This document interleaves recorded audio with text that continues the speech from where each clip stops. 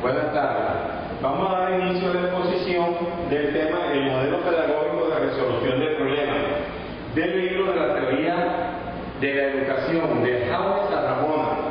El grupo está compuesto por Don Alexander Herrera Parado, Liana Rosa Acuña Camacho, que somos los integrantes y haremos la exposición en el día de hoy. La enseñanza es un acto intencional, el cual debe estar planificado, con metas claras, basado en principios y conceptos pedagógicos y tener una coherencia con un modelo pedagógico. El modelo pedagógico de resolución del problema, para tener claro esto, nosotros primero debemos responder estas dos preguntas. ¿Qué es un modelo? ¿Verdad? El modelo es una construcción conceptual elaborada por especialistas para entender la relación que describe un fenómeno. El modelo pedagógico es una construcción teórica, formal, que fundamental científica e ideológicamente puede interpretar y diseña y ajusta la realidad pedagógica.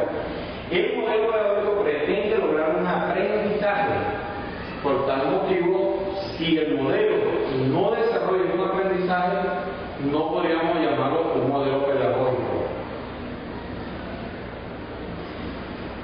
Además, también tenemos que responder qué es un problema. Es un conjunto de hechos o circunstancias que dificultan la consecución de algún fin. ¿Verdad? Un problema es una cuestión o punto discutible que requiere de una solución. Tenemos aquí que representa un desafío, nos deja bloqueado, tiene interés por sí mismo, estimula a quien lo resuelve, proporciona al resolverlo un determinado placer, ¿verdad? Es una situación en la que una persona en general, podríamos hablar del sistema, está motivada para alcanzar una meta, pero su consecución está bloqueada por algún obstáculo. Esto lo dice Clay en su libro y lo vuelve a mencionar Ramona en el 2000. Enseñanza polémica. En toda enseñanza polémica debe existir una situación polémica que surge a partir de la contradicción cuando el alumno en la tarea que está resolviendo surge un hecho nuevo al que no puede dar una explicación en sus conocimientos.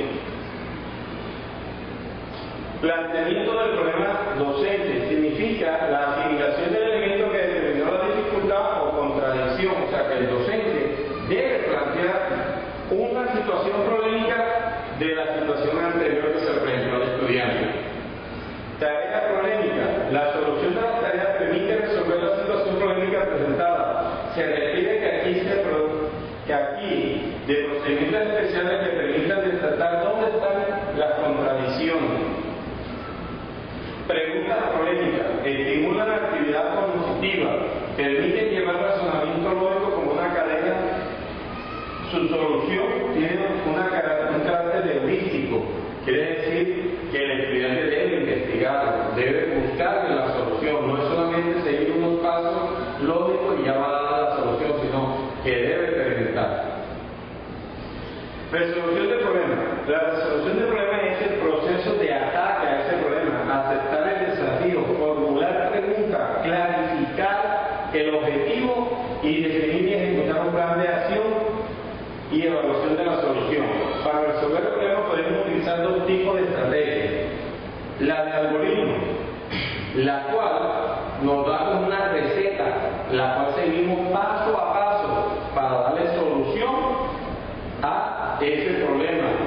Podemos ver como un ejemplo que yo le pongo a un estudiante a decirle que vamos a fritar un huevo. Entonces es una receta. El estudiante dice, bueno, primero hay que buscar el huevo, segundo buscar el aceite, tercero buscar el sartén, luego encender la estufa, colocar el sartén, echar el aceite, dejar que se caliente, echar el huevo. Como usted observa, es una secuencia lógica. Para resolver ese problema se hizo en una especie de receta, la cual se sigue del paso 1 al paso final. Pero tenemos también otro método que es el heurístico, ¿verdad? En el cual es un método más riguroso, que se hace por medio de tanteo, reglas empíricas, donde se le busca la solución al problema y podemos ir evaluando lo que vamos haciendo. ¿Ya? La teoría del aprendizaje de cambio es uno de las teorías que más se maneja, ¿verdad? Para ganar los procesos de aprendizaje consiste en el cambio de una capacidad o disposición humana. Él decía que el ambiente afectaba los procesos de aprendizaje porque existían unos receptores y unos efectores. Estos receptores son los registros sensoriales de lo que recibimos nosotros por medio del ambiente que nos rodea. Podemos observar, escuchar, sentir, ¿verdad? Esto nos lleva a la memoria, a guardar esos datos. En esa memoria a corto plazo se quedan los datos que no son relevantes, pero cuando ya esos datos son muy importantes pasan a una memoria de largo alcance, los cuales nos permiten generar una respuesta cuando la necesitamos. Ejemplo, hay situaciones que se nos presentan a nosotros donde la situación no es muy relevante para nosotros, no es muy importante. Eso queda en la memoria a corto plazo y se puede llegar a olvidar pasados los días. Pero cuando la información se vuelve relevante para nosotros, queda almacenada en la memoria a largo plazo. ¿Eso qué sucede? Que cuando más adelante tú tengas una expectativa de necesitar esa información, tú la vas a recordar. En algunos casos se presenta una situación que la gente recuerda, pero no sabe por qué. La teoría del aprendizaje de Granny continúa.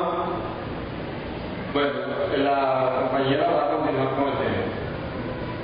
Dentro de la teoría de aprendizaje de Granny hay unas condiciones internas y externas. Dentro del proceso interno, cabe resaltar que esta situación problemática debe llamar la atención, que debe quedar claro cuál es el objetivo a resolver. Hay una estimulación de ese conocimiento previo, o sea, estos recuerdos que están almacenados en la memoria a corto plazo y que luego llegan a formarse a largo plazo. Hay una guía, es un proceso lógico de cómo alcanzar dicho aprendizaje. Igualmente está ese rendimiento individual dependiendo de las capacidades y un proceso de retroalimentación para llegar a evaluar y a retener. Todo esto hace parte de unas condiciones internas que poseemos todos los seres humanos y que lo realizamos de manera innata, constante en nuestro diario vivir. Dentro de las condiciones externas se encuentra que puede ser ejemplificado todo este proceso interno a través de unas destrezas motoras, una información verbal, unas habilidades intelectuales, unas estrategias cognitivas y unas actitudes. Aquí es donde uno demuestra si aprendió o no, si pone en práctica dicho aprendizaje. Según Gardner, clasifica los aprendizajes en 8 maneras, en 8 tipos. Un aprendizaje de señales reflejas, actos reflejos, un aprendizaje de estímulo-respuesta, otro de encadenamiento, el de asociación verbal, el de discriminación múltiple, aprendizaje de conceptos, aprendizaje de principios y resolución de problemas. Si damos una miradita más profunda, observamos que el uno va encadenándose del otro y que el siguiente es más complejo hasta llegar a resolver los problemas, que es donde se visiona la complejidad de dicho aprendizaje, porque ahí es donde aplica cada una de esas fases para llegar a darle respuesta a algo desconocido. Las teorías. Dentro de las teorías tenemos las de expertos y novatos. ¿En qué consiste? Por el solo hecho de pensar que la experiencia tiene un 50-60% de ganancia sobre aquella persona que no ha experimentado, que no ha tenido esa oportunidad, dada la diferencia de que el experto puede reflexionar sobre sus propias actividades y lo puede hacer de manera más veloz, dispone de unas estrategias diferentes, novedosas, y su resultado va a ser eficiente mientras que en la teoría de los novatos es menos consciente de las estrategias que emplea, no disponen de esa agilidad, de esa malicia o de esa solución óptima, y usualmente no es la más acertada. No quiere decir que no lo resuelva, pero no es la más acertada cuando le emplea. Los modelos de desarrollo del pensamiento. Aparecen una cantidad de autores que nos han mostrado al transcurso de la historia cómo ellos han descubierto que el proceso de aprendizaje se ejecuta, se desarrolla en los colectivos, en las personas.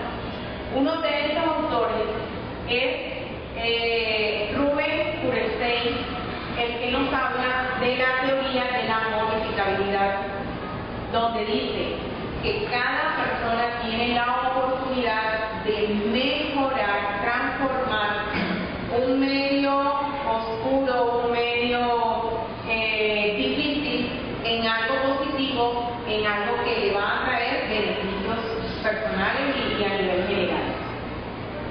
Él habla de que hay que aplicar unos instrumentos. Esos instrumentos, más que todo, son los destinados al proceso de inteligencia, basado en tres aspectos: en las listas de funciones cognitivas, en un mapa cognitivo y en una teoría de desarrollo cognitivo. Sabemos que para desarrollar estas teorías hay unas fases, hay unos momentos, hay unos estilos, y todo eso trabajado de manera correcta nos va a producir un cambio en el pensamiento, en el mirar y en el actuar. Y es donde aparece la solución del problema, porque casi siempre trabajamos con cuestionamientos. El señor Pepper toma de taller a los niños. Su teoría está basada en que los niños son ese modelo de personas que vamos creando, que vamos mejorando. A nivel cibernético aparece Logo. Logo fue una máquina creada para que el niño sea el que le traduzca y los movimientos. Es un programa creado para que sea el mismo niño el que le dé esas órdenes, que él mismo realiza y que puede ser proyectado a través de un computador. Entonces, aquí nos damos cuenta qué potencial refleja no solo el adulto a través de una máquina, sino el niño que está al mando, el que da la orden. A Matthew Glisman, donde resalta que todas las personas de 3 a 18 años es la edad clave para desarrollar todo el potencial como ser humano. Él dice que sí tenemos un cúmulo de conocimientos y que todo niño trae un saber previo, pero que no es suficiente hasta que no lo utiliza y no lo aprenda a manejar. Él habla de los poderes creativos intelectuales, donde todo ser humano está equipado, pero que no puede ponerlo en práctica hasta que no se le dé esa oportunidad de equivocarse y de corregir. Por último tenemos a Stigler, que habla de lo modificable, de lo entrenable, donde toda capacidad es una actividad mental dirigida hacia la adaptación intencional, hacia esa transformación, lo que significa que todo el entorno va cambiando tu manera de actuar a lo largo de tu vida. Habla de 3 tipos de inteligencia: una inteligencia a nivel analítico, creativo y práctico, y cada uno conforma 3 subcategorías: una componencial, una experiencial y una conceptual.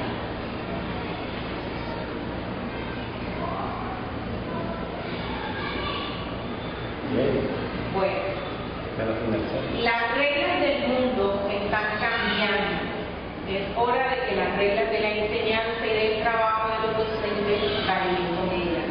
Eso nos muestra de que no podemos quedar estáticos ni repetir lo que aprendimos hace mucho tiempo. Todo va transformándose, todo necesita